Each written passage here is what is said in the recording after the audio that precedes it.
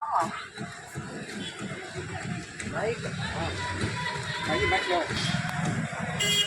जय जनता जय जय जनता जय जय जनता जय जय सुजला जय जय जय जय जनता जय जय जनता जय जय जनता देशभक्तों के साथ न्याय करो न्याय करो न्याय करो देशभक्तों के साथ न्याय करो न्याय करो देशभक्तों के साथ न्याय करो न्याय करो देशभक्तों के साथ न्याय करो न्याय करो सोनम वांगचुक के साथ न्याय करो न्याय करो सोनम वांगचुक के साथ न्याय करो न्याय करो आम लोगों के साथ न्याय करो न्याय करो आम लोगों के साथ न्याय करो न्याय करो जनता के साथ न्याय करो न्याय करो आम जनता के साथ न्याय करो न्याय करो देशभक्त लोगों के साथ न्याय करो न्याय करो सोनम वांगचुक के साथ न्याय करो न्याय करो आपको 2 मिनट पूरी बात बताना चाह रहा हूँ। एक ऐसा आदमी जो 1988 से देश की सेवा कर रहा है और उस हिस्से में रह करके कर रहा है जो हिस्सा पाकिस्तान के कब्जे वाले और चीन के कब्जे वाले कश्मीर के बीचों बीच आता है। हम नहीं मानते, हम ये मानते हैं कि वो संपूर्ण कश्मीर जिस पर पाकिस्तान और चीन ने कब्जा कर रखा है वो हमारा है और वो एक दिन हम लेकर रहेंगे। साथ में हम ये भी मानते हैं कि लेह और लद्दाख की जनता आप लोगों की तरह मेरी तरह और देश के 99.99% लोगों की तरह देशभक्त हैं। आप उनकी देशभक्ति पर संदेह पैदा करके पूरे देश को कमजोर कर रहे हैं। यह बर्दाश्त नहीं किया जाएगा। जब एक देशभक्त आदमी की भावना को ठेस पहुंचती है तो उसका कितना बड़ा नुकसान हो सकता है हम कल्पना नहीं कर सकते। आप उदाहरण के लिए सोचिए, हमारे देश के प्रधानमंत्री नरेंद्र मोदी को हम सब लोग एक देशभक्त आदमी मानते हैं। कल अगर देश की जनता उनके ऊपर संदेह करने लग जाए और लोग ये कहने लग जाएं कि वो देशभक्त नहीं है, वो गद्दार हैं, तो आप सोचिए देश और दुनिया में कितना बड़ा संकट पैदा हो जाएगा। तो किसी की देशभक्ति पर छोटी छोटी बातों के कारण संदेह करना और छोटी मामला है 3,93,000 रुपए का और ये दिखाना, और वो भी क्या, उनको किसी ने एक विदेशी एजेंसी ने मेडिकल या किसी काम के लिए एक गाड़ी दी हुई थी।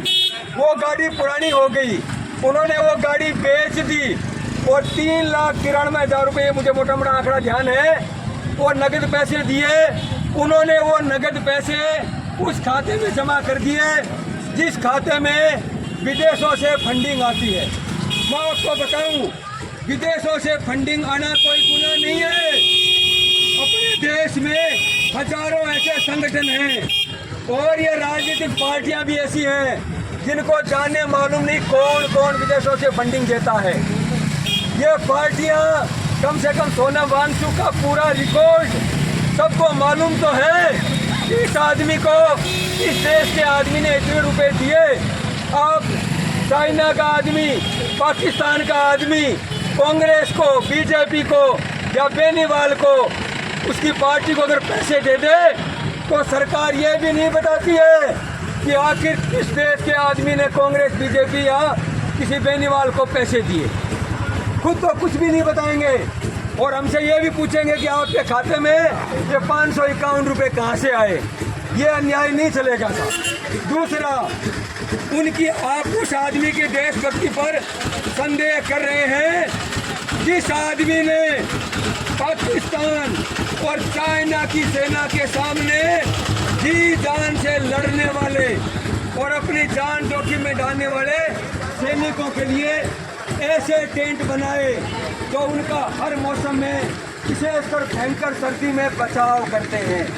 अरे अगर उसके मन में कोई गद्दारी की भावना होती, कोई तो अपना दिमाग काम में लो, तो वो आदमी क्या देश की सेना को मजबूत करने वाला काम करता, सोच करके देख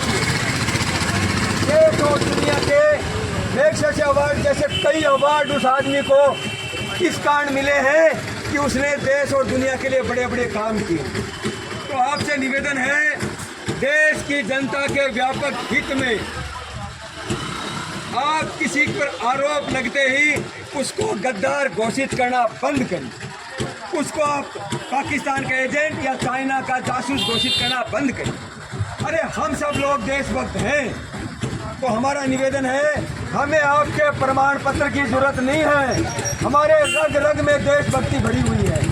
तो इसलिए देशभक्तों के साथ न्याय करो, देशभक्तों के साथ न्याय करो, न्याय करो, सोनम वांगचुक के साथ न्याय करो, न्याय करो, आम लोगों के साथ न्याय करो, न्याय करो। जय जय जनता, जय जय जनता, मुट्ठी बंद करके जोरदार जय जय जनता, जय जय जनता, जय जय जनता, जय जय। जनता। अंतिम नारा, शांति से जो लोग मांग कर रहे हैं छोटी छोटी समस्याओं की, उनके समस्याओं का समाधान करो, उनके साथ न्याय करो। बहुत बहुत धन्यवाद आप सभी का, बहुत बहुत धन्यवाद। 2 आदमी भी होते तो हम हमारा प्रदर्शन करते, आप तो इतने लोग हुए। जनता से हमारी अपील, जो राजनीतिक पार्टी धर्म को केवल धर्म को मानती है वो उचित नहीं है। हमें चाहिए देशभक्ति के पक्ष में बोलने वाले व्यक्ति,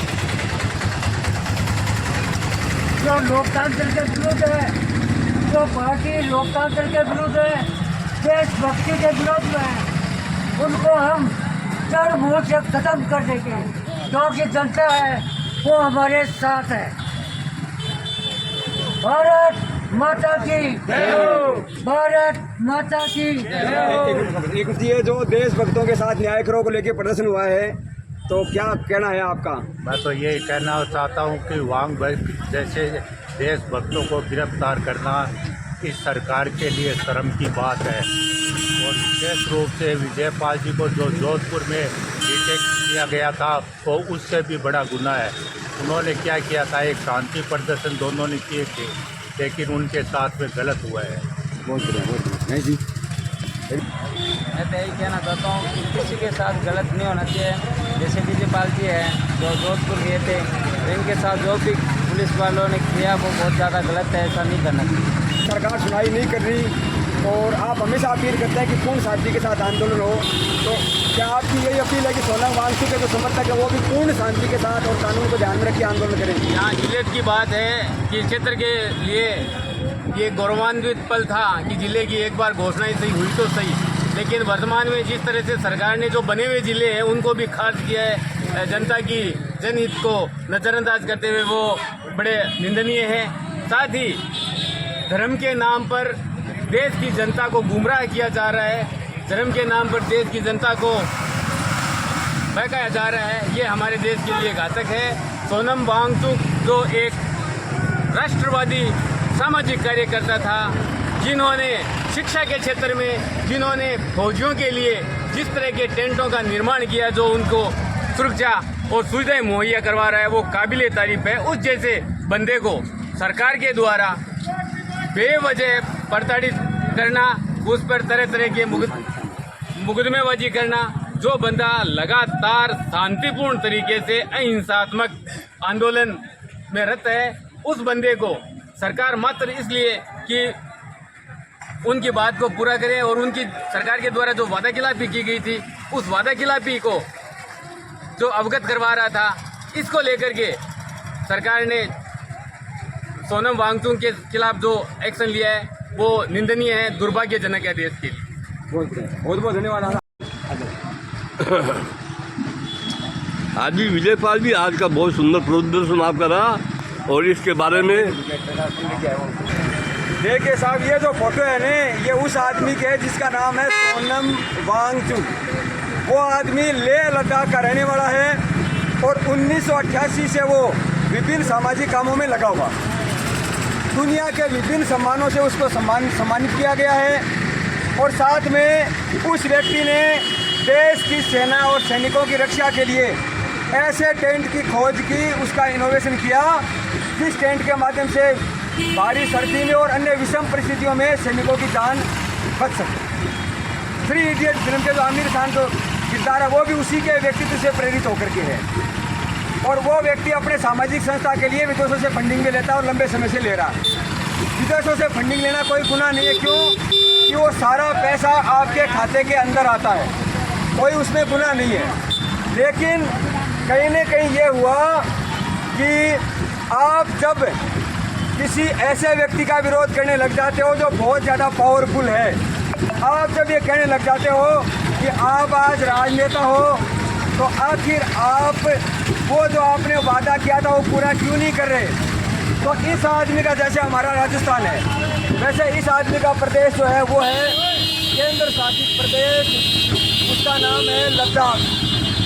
तो पहले भारतीय जनता पार्टी, जिसकी वर्तमान में हमारी केंद्र सरकार है, उसके संकल्प पत्र द्वारा एक घोषणा की गई थी कि हम आने जब धारा 370 समाप्त होने के बाद और जम्मू कश्मीर को संपूर्ण राज्य बनाने की दिशा में आगे काम करेंगे।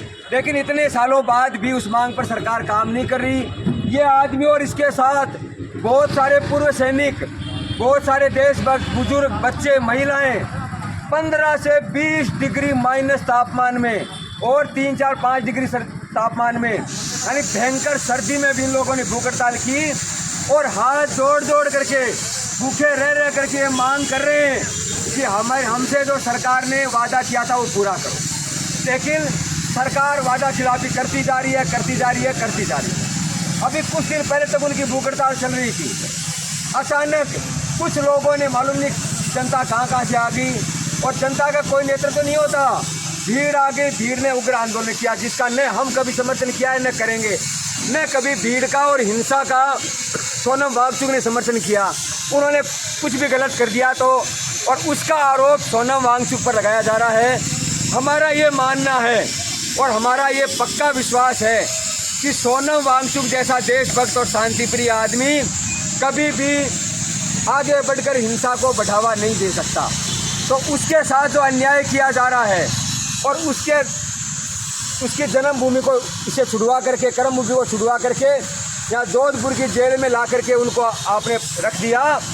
तो हमारा सरकार से निवेदन है, देशभक्तों के साथ अन्याय मत करिए, आम जनता के साथ अन्याय मत करिए। छोटा इंसान जब अपनी मांग करता है ना कि साहब मेरा ये काम कर दो, तो सरकारें उसका काम नहीं करती। तो साहब ये बंद करिए, आम आदमी के साथ न्याय करिए। देश में हमारा भरोसा, कोई हिंसा नहीं होगी, कोई उग्र आंदोलन नहीं होगा। हमारा विनम्र निवेदन है सरकार से, आप ऐसा कोई सिस्टम बनाइए जिसका हम कह सकते हैं खुशनामा हो सकता है, हर आदमी की सुनवाई हो। यदि मैंने ज्ञापन में लिख के दे दिया कि ये समस्या है तो उसकी सुनवाई होनी चाहिए, तो निश्चित रूप से देश में शांति कायम रहेगी। जय जय जनता के नारे के साथ सरकार से विनम्र निवेदन है कि न्याय करें।